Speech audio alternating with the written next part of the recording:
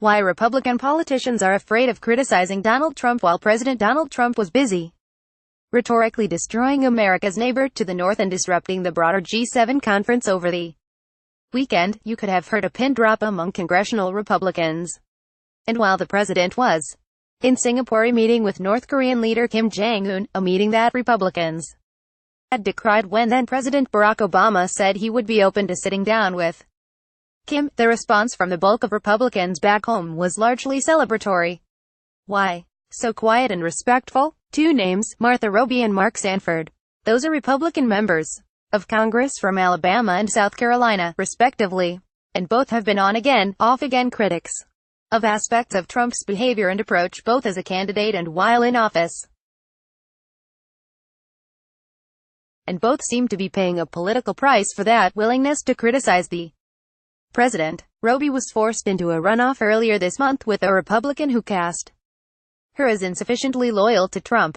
And now Sanford, a South Carolina Republican in the House, faces a serious primary challenge in his Charleston area House seat from a state legislator, portraying him as, wait for it, insufficiently loyal to Trump.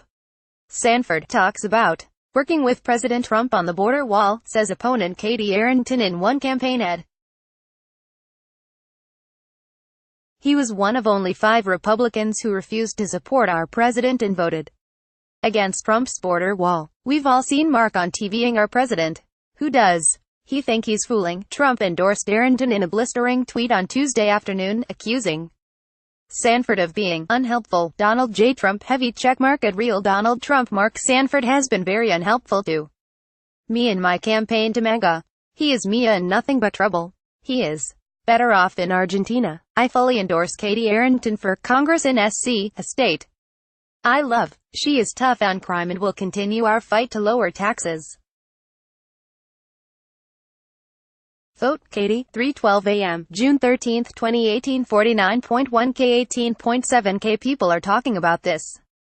Twitter ads info and privacy. Mark Sanford has been very unhelpful to me in my campaign to MAGA, he wrote. He is Mia and nothing but trouble. He is better off in Argentina. I fully endorse Katie Arrington for Congress in SC, a state I love. She is tough on crime and will continue our fight to lower taxes.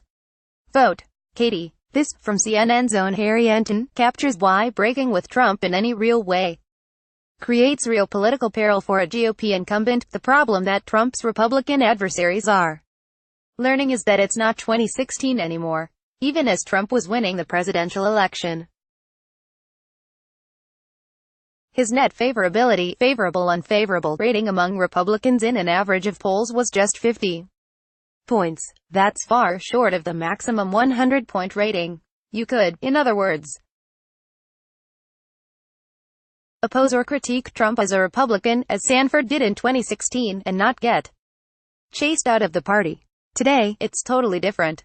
Trump's net favorability among Republicans is up to 71 percentage points on average.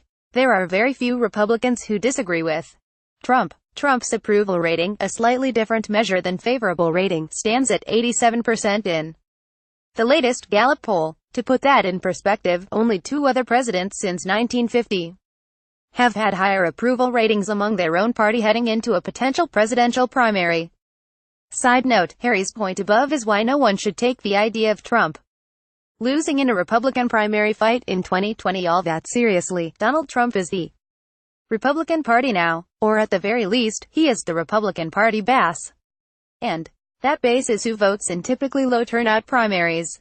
Politicians, contrary to prevailing wisdom, are not, by and large, dumb.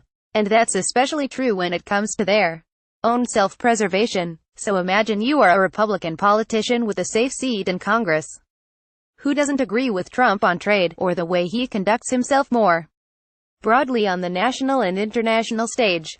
Do you, A, speak out against Trump where you disagree so voters know where you stand? Or B, keep your disagreements with Trump private? The answer for 99.9% of Republicans in office at the moment is B, because A has no red or even the potential of a red. If you want to keep your seat, disagreeing publicly with Trump is the surest way to lose it. Sure, some number of constituents might condemn your silence on Trump's transgressions, but were they going to vote for you anyway? And are there enough of them to tip any sort of election? In an impassioned speech on the Senate floor, Tennessee Republican Senator Bob Corker on Tuesday accused his party of being afraid to stand up to Trump. "We might poke the bear," said Corker, who is retiring at the end of his term. "My gosh, if the president gets upset with us, we might not be in the majority," he said sarcastically, referring to sentiments he often hears from colleagues. Politicians tend to do what is easy and what it makes it most likely that they keep their jobs. They're just like us. And, at the moment, that is offering unwavering support for Trump. No one wants to be the next Jeff Flake, Roby or Sanford.